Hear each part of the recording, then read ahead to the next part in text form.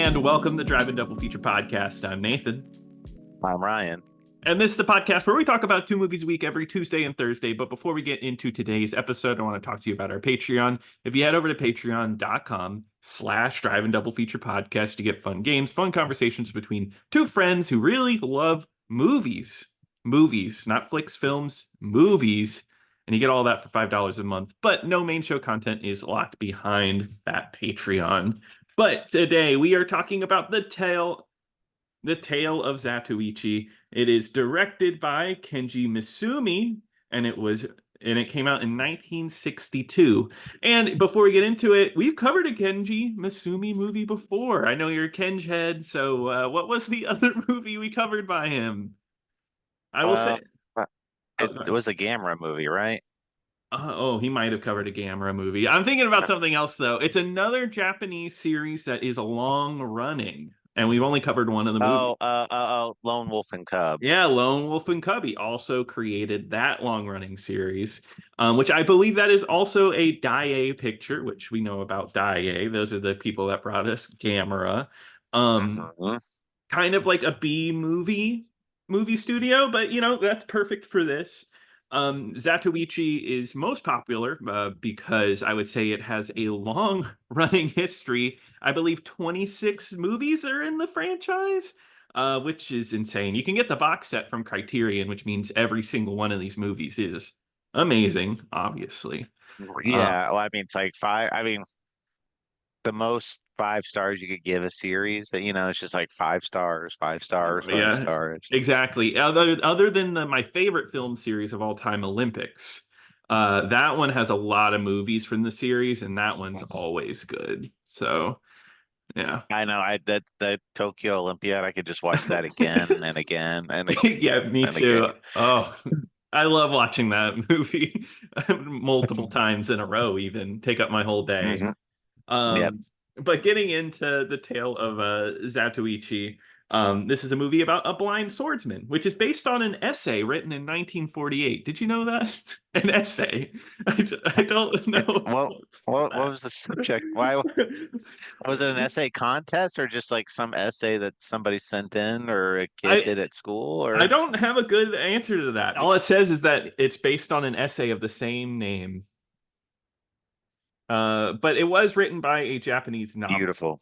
It is a written story. Like it looks like it's a group of novels that were made by somebody. Your subject today, I want you to all write an essay as like, how is it possible to have a blind swordsman?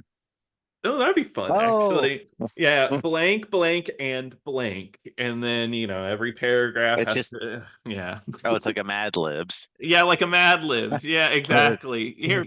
That's like the blind blank swordsman, or what they or no, instead it'd be like the profession swordsman, and he has an affliction blind.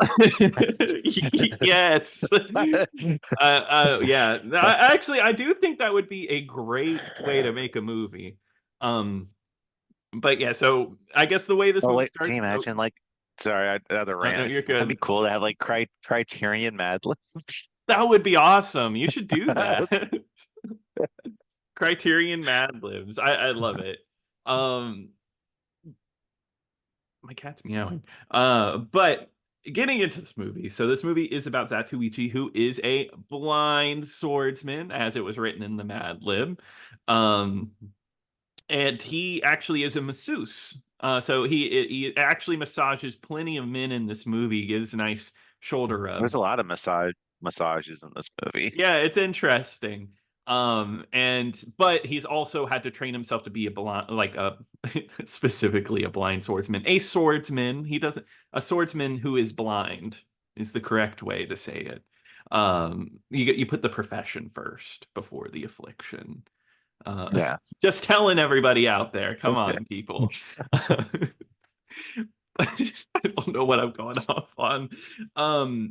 But he shows up to as a guest of honor to a certain clan, and he gets treated well, and he basically he gets like free meals, he gets massages from other people, but he also gets into the nitty gritty of this clan's inner circle and what's going on within it. What's interesting about this movie, I think, is the fact that Zatoichi actually doesn't show off his swordsman skills, and it's not really an action-packed movie. It is a drama about him watching these two clans fight a needless war or get planned to fight a needless war. Yeah, well, because there's a scene because he takes his sword. I mean, just to show you how serious he takes his sword play. I mean, Mhm. he's getting him like he's like there as our guest of honor because this one clan is basically wanting to use him as like muscle to like Mhm. for their battle, and they start treating him well, but at the same time they're just like they're having like a little party, Mhm. and they're like, hey, like bring him in, bring Zatoichi in here. Like I want to let's have him do some sword play tricks or whatever, and like give Mhm. everyone going, and then and he's just like they're like, hey, they really want you to come in there and do some sword tricks, and he's like, that's like I don't. That's not for tricks. It's like it's I like I use this for fighting. I don't use this for take it lightly. Yeah, and you can tell like he takes it seriously because of his affliction, that he like his disability makes it so he has to be strong and make sure that like, okay, I'm not doing this as tricks. I don't want to be a sideshow. And also he doesn't let anybody play around with him. Actually, one of the first scenes we see of him is him showing up to a gambling hall where they're rolling dice and everybody's betting on odds or evens, and he lets the dice slip out of the cup. And then late, and then everybody is like, "Oh, even." I mean, they're like, "Moron, blind person didn't put the dice under Yeah. the cup." That would honestly that's like my favorite scene in the movie is when Yeah.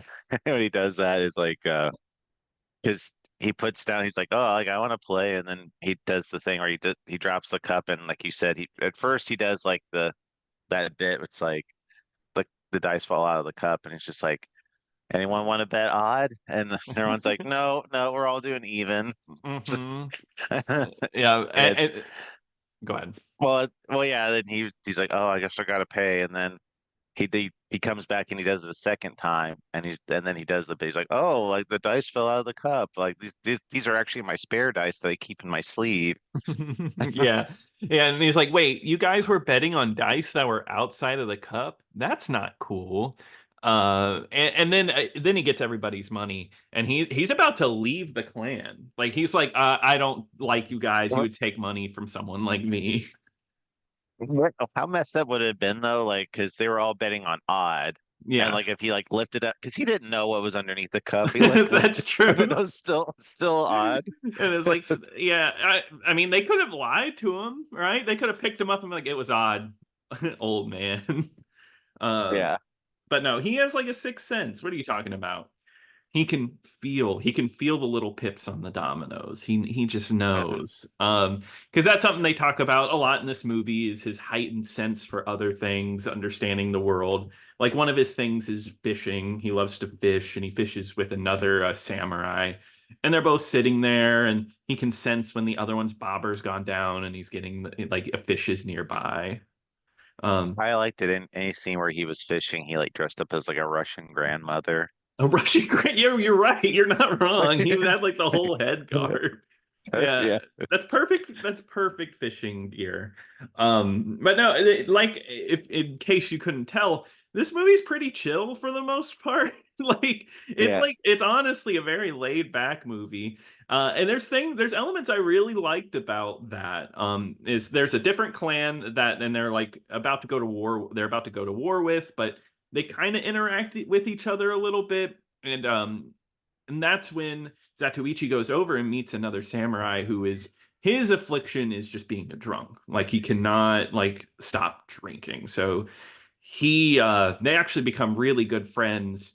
And I like that that's like a tale of like respect for one another. Even though they're like on different sides of this war, they kind of can understand where each other are coming from and they become good buddies because of it. I thought his affliction was he had tuberculosis. He had tuberculosis, but he is also an alcoholic. Yeah, I guess he was actually sick too. But yes, you are correct. He did have Well, tuberculosis as well. it's funny that he always has to fight like another swordsman that has another affliction because this is not the first Zatoichi movie I've seen. Really? Okay, so is that like Yeah, the common thing between some of these movies? I don't know if it's a Mhm. common thing, but this has happened more than once where Yeah. because the other movie the one I saw was him versus a one-armed swordsman. Oh, gotcha. Interesting. So, like, I mean, there's got to be a few where he just faces off against a regular guy, right? A guy with like no arms, he uses his feet to hold a sword. Well, that's awesome. That's really cool. Well, one in a wheelchair that like rolls around and his wheelchair has a blade on it. I don't know. Hmm. I think it'd be cool. Or a guy with just like a broken leg. Like he's got like some crutches that he's crawling No walking head. on. No head. All right. Now you're getting preposterous. Now we're getting crazy. Um but yeah, so we have all of this. There's also this other guy who's in the village who has killed a woman. They find her body in like the water, and you can kind of see his gross climb to the top because he's just overall a pretty awful person, as we learn. Tate or Tate, as technically is how it's pronounced, I guess. Tate, okay. Um, good old Tate, my favorite Japanese But dude. that's what it says. That's how it's spelled in the subtitles. It's spelled Yeah, like Tate. yeah. And then there's also I think it's his son. Somebody under the clan also has married a woman, and that woman is like the mistress of another clan leader. So they're almost like making fun of him for that fact. They're like, "Oh, you married like his mistress." Who has completely black teeth, by the way, which always catches me off guard. But I guess that was a thing at that time, is that that was a sign of beauty, and women would actually dye their teeth completely black. Huh. Insane, I right? mean, I've seen that more than once in some of these old movies set during that Hmm. time. So, but yeah, it never. It always catches me off guard. I'm just like, Yeah. well, oh, her teeth. Yeah, it's always a little striking. But yeah, so we get kind of the little bit of adventures between that. We see Zatoichi kind of screw around, get massages, eat.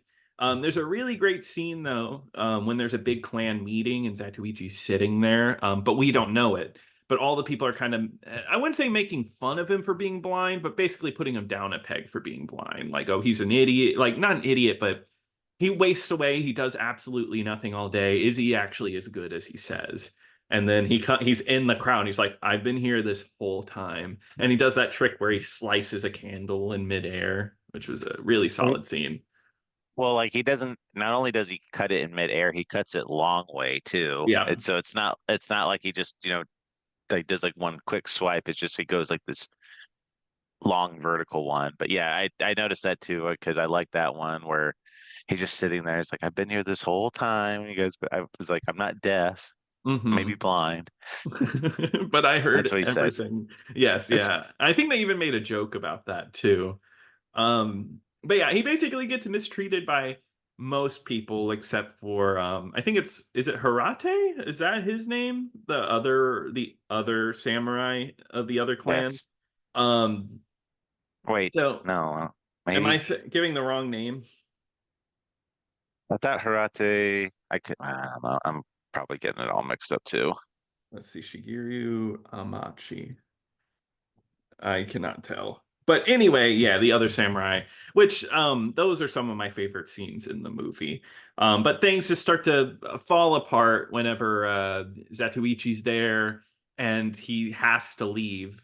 And come to find out there he's part of the other clan. So they send out guys to go kill him in the middle of the forest in the middle of the night. And I really love the scene because there's a child holding a lantern and he makes the child to go away, and then he's like, okay, now it's pitch black. Now we're on even playing ground. So now we can fight fair, even though it's a set, so it's lit perfectly well. I can I was see about, everything. I was about to say that the lantern wasn't adding much light. I mean, I could still see perfectly fine. Yeah, but I guess everybody else couldn't.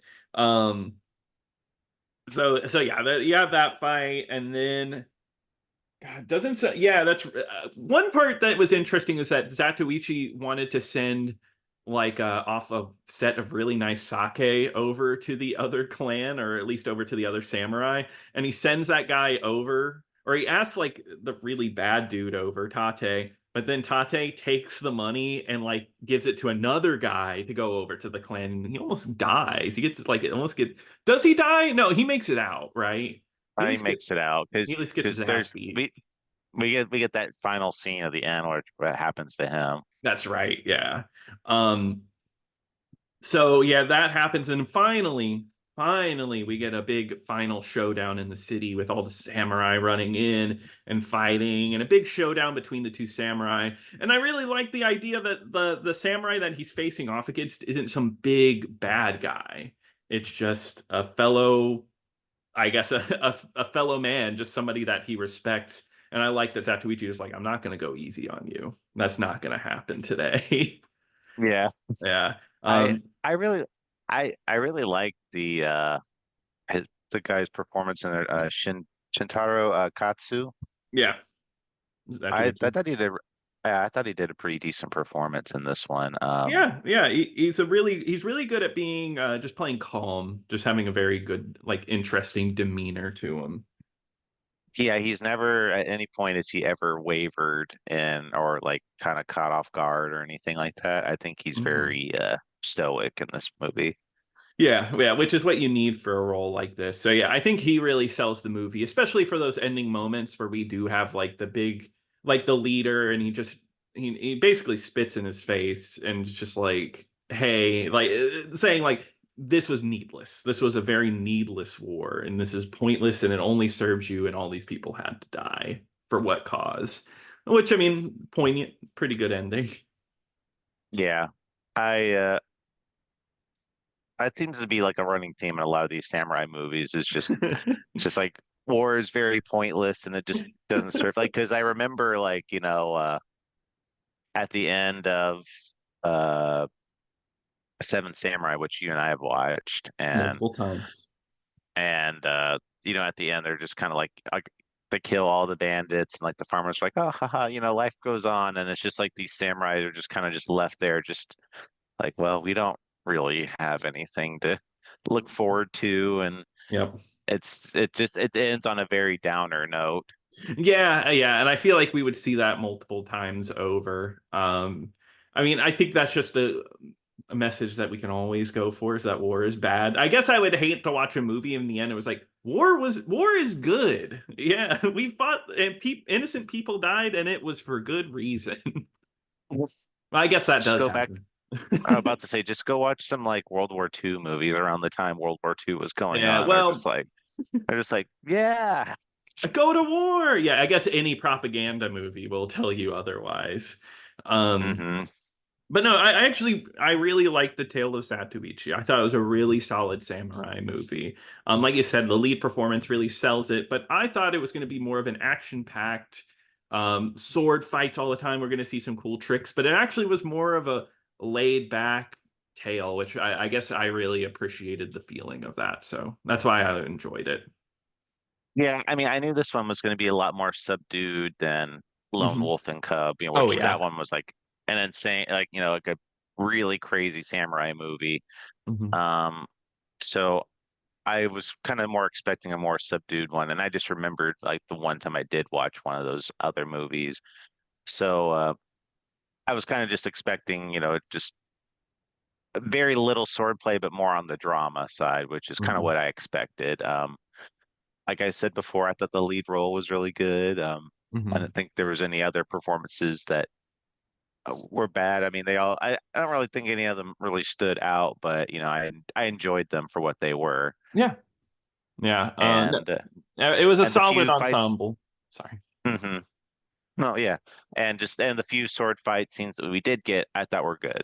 I totally agree. And I do have to add in that the music is also good, done by Akira Ifukube. So, Godzilla connection there.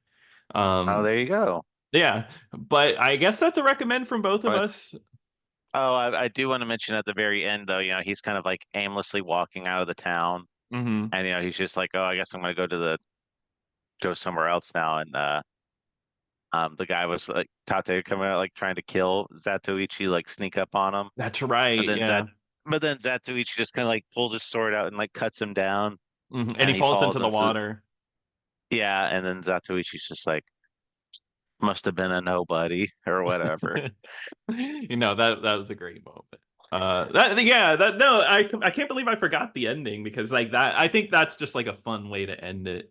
But no, definitely check this one out, and I'm excited. We might have to go back to this one every once in a while and see where the series goes. Yeah, I think so too. But I do think that wraps it up for this episode. So Ryan, what are we going to be covering on Thursday? Well, Nathan, we are going to be talking about the movie Stepford Wives, the 70s version, which is streaming on Tubi for free. Awesome. Well, I'm excited to watch that one. And if you want to email us, you can email us at driveanddoubleFeaturedPodcast@gmail.com. You can also check us out on YouTube. And be sure to check us out on Patreon. But until next time.